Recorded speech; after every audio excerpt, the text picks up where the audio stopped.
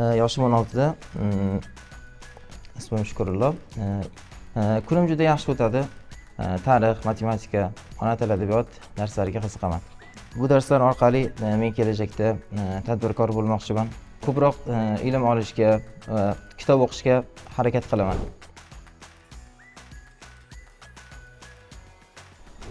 Kun davomida sog'inib, sabrsizlik bilan kutadigan bu vaqt, oila bilan o'tkazadigan vaqt men uchun.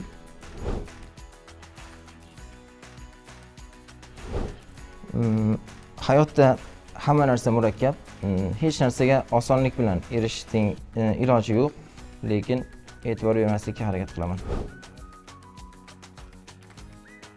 Bepul va sifatli ta'lim olish huquqimni ko'raman va dam olish va madaniy hordiq chiqarish huquqim ham shu yerda ko'rinadi. Salomatlikni saqlash, mehr va g'amxo'rlikka ega bo'lish kerak har bir bola, bu ham huquq hisoblanadi.